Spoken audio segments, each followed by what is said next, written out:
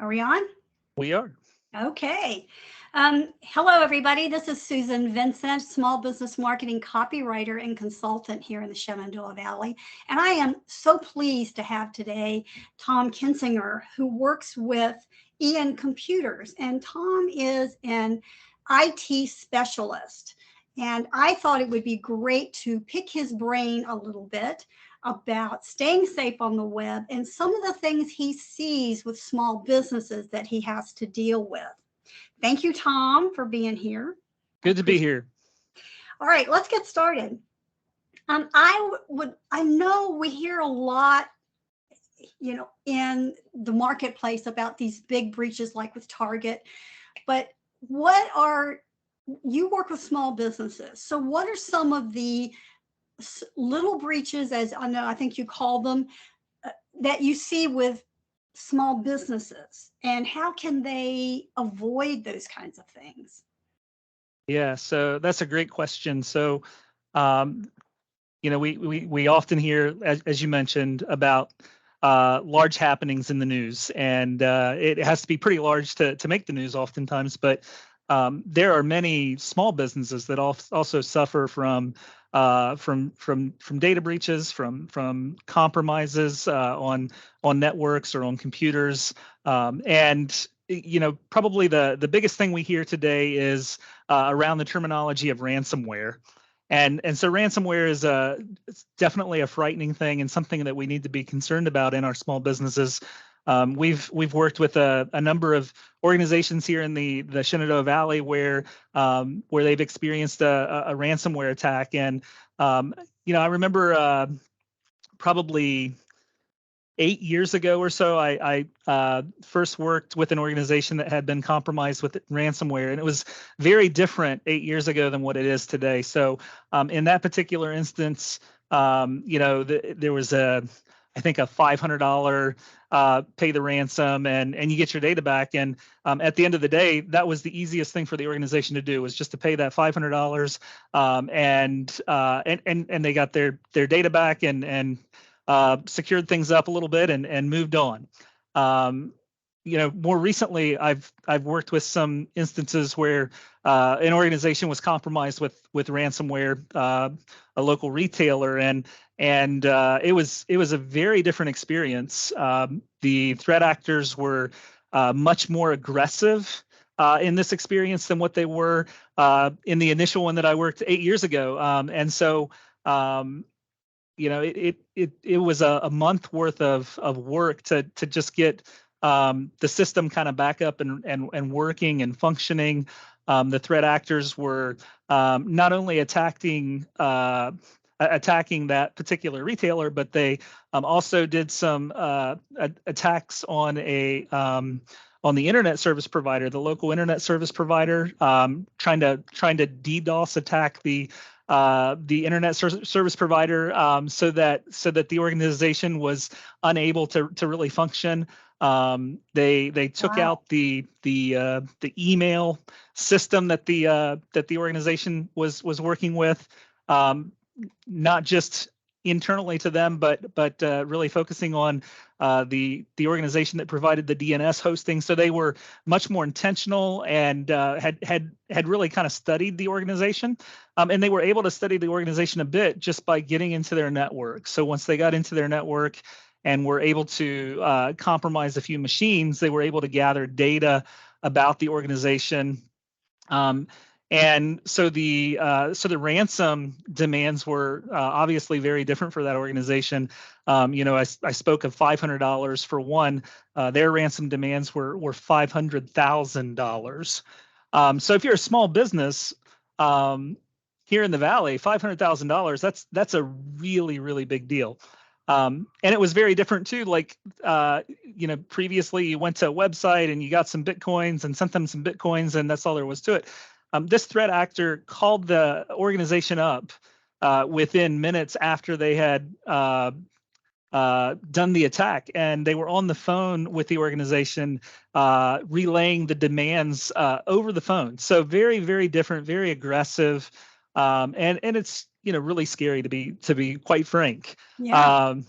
So the good news is the organization had insurance. They had a good insurance policy that helped work through that, that provided some teams of people to help with the remediation. So that was really helpful, really important for them. But there was a lot of things, working with them that if they had been following just best practices around IT, it probably would have been a very different scenario. So can you tell us what some of those things would be? What do we need to do to protect ourselves? Yeah, so when it comes to these types of attacks, Verizon does a very good job of putting out a report every year on kind of where these attacks are coming from, and they say that still 98 to 99% of these attacks are related to phishing. So somebody gets a phishing email, and they click on a link. And oftentimes it's not just one email, it may be several people in the organization. And sometimes you give away some data accidentally, some user credentials. There's also just a wealth of information out on the web, kind of the dark web, where people have been compromised, and maybe there's a password and a username that's already out there on the web. And if you don't change your passwords on a regular basis, or if you're using the same password for every login, that's something we often see. And I kind of get it, because I've probably got 100 different accounts that I'm logging into on a regular basis, and trying to remember those passwords. It's really easy to get in a bad habit of just using that same password, or maybe changing it slightly. But it really does make you vulnerable. So putting some sort of a password manager in place to help you manage that is really important. Things like multi-factor authentication are really important. So it's again, it's kind of frustrating. It takes a little more time, but it definitely goes a long ways to help you to be more secure. That said, we're seeing a lot of breaches here recently. The ones that are making the news, I think Uber recently made the news, and they were compromised with multi-factor authentication in place. And so it helps, but there's still risks, and so we really need to be just educating each other when it comes to what best practices are, and what to watch out for. We were talking earlier, Susan, and I mentioned that 20 years ago we would get emails. I call them the Nigerian prince emails, and you're going to get X amount of dollars because somebody died, and you got to pay $500 to get $1 million or whatever. And we look at that and we totally know that that's fake, it's bogus, it's not real. But today they're much more I'd say sophisticated. Sophisticated. That's a great word. And part of the reason they can be sophisticated is because we do have a lot of information out there about ourselves. So I often take people to the website Indeed, which is a jobs site, and you can do a search for resumes of people out on Indeed, and you can see where they were employed. And oftentimes people will put information about a company on Indeed. So maybe they're using QuickBooks for accounting, or maybe they're using Sage for accounting, or some other business platform. And so it's really easy for a hacker to take that information and create a very sophisticated looking email that says, hey, you need to reset the account information on your QuickBooks account because they were recently compromised, or something like that. And so you plug in some information, reset your password, and you haven't reset your password. You've just given the perpetrator your information, so now they can go log into your online QuickBooks account and get all that information. And maybe you have a bank account, is often another one that people will go after. Those types of things. So it's really important that you don't click on links. And if somebody sends you an email with a link, don't just click on the link. Actually go to your browser, type in the website, get on the phone with your bank and say, hey, did you guys send this email? Is this legit? Have a conversation, and don't be just so quick to assume that everything is correct and accurate and coming from a person. And what's your experience with texting. I mean, I get some weird stuff through text. Yeah, yeah. It's definitely a lot more of that happening. And I think it'll probably be more. We'll see more of that kind of thing. So again, people have oftentimes set up multi-factor authentication, and so some of the recent compromises where those breaches have taken place, it's a text message that comes in, you click a link, and or maybe somebody calls you up from the bank or some organization and says, hey, we need to identify that this is you. Please give us the code for whatever your authentication password is or whatever. And so those kinds of things are happening a lot more. And so it's just it's an ever evolving, expanding industry. So funny, I worked with the FBI on a case out of Roanoke here a couple of years back, and they say that there's actually franchise of these hacking organizations now. So you can buy a franchise to be a hacker. So the really good hackers have figured out that we could actually sell all of our process and all of our plans to somebody else, and they can spin up their own hacking business. So it's a very different world than what that we live in than what it was. Scary. It is frightening. So with that in mind, I am somebody who I write the messaging for people on their websites, and I am always amazed when I'm looking at websites that see ones that are unsecured. Yeah. How does that fit in with the landscape with what you're seeing? Yeah, so there's definitely a concern. So when I go online and I go to a website and I see, I think Google kind of has that little message up there now that says that your website is not secure. When I see that, it kind of sets a tone to what I think of that organization. I would say, first of all, so I would say an organization's reputation is on the line if they're not, paying the extra fee for the secure website. Right. And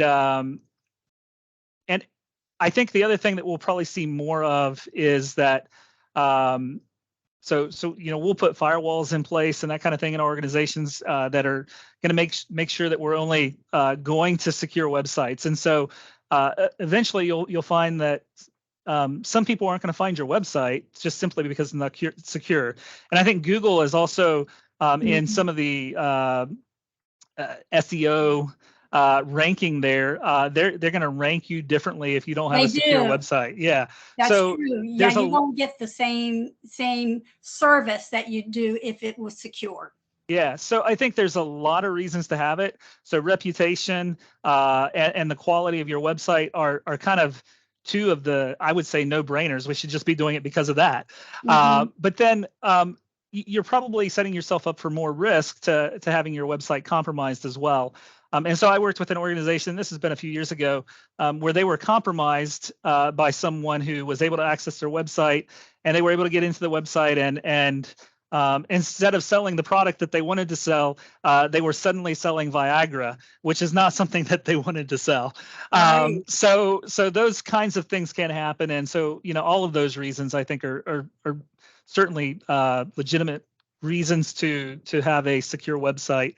And I would say all of this is basic best practices. And unfortunately, a lot of businesses haven't really valued IT and haven't really valued security and following best practice. And there's a lot of things that are going to make that change, I think, in the coming years. So you have Google cracking down on people that aren't doing it. But I think at the federal level, there's going to be more and more regulation around organizations, particularly who have personal identifiable data. So that could be a phone number, address, any data that you're keeping on a customer that you work with. You're going to find more regulation for that. So we're seeing that in our industry. We work in IT, and managed service providers are really kind of under the spotlight right now. As an organization, like we have to have our house in order. We're telling everybody else to have their house in order. We need to be, taking the same medicine we're telling everybody else to take. And so there's some states that are now regulating what managed service IT services providers have to follow as far as best practices. So I think we'll see more and more of that in the coming years, and probably it'll probably be good for us to experience that. I think in the long run, it may be painful at first, but yeah, especially if we're holding people's data, it's really important that we're Yeah. protecting that. Yeah, I agree. Wow, a lot of information. Do you have any other tips that you want to give? I really appreciate this. This is wonderful. I hope people will take it to heart, because it's kind of a big thing for me. I mean, Yeah. in terms of security and keeping yourself safe on the web, because Yeah. it's like the wild, wild west out there. It is. It is. It really is. There's lots of tips out there, and if people do just a quick Google search for best practices around IT, that's probably a good place to start. Okay. We're certainly in the business of helping small businesses with this, and there's other organizations like us here in the Valley. We're certainly not the only ones, and there's some other great IT leaders out there, and so we would just recommend probably partnering with us or one of them, and working to solve business problems around that. Okay, and I'll put Ian Computer's phone number in there so that people can contact you. That'd be great. Yeah, that would be great. Thank you so much, Tom. I really appreciate it. Sure. Very nice to talk to you again, Susan, and hope you have a great day. You too. Thanks.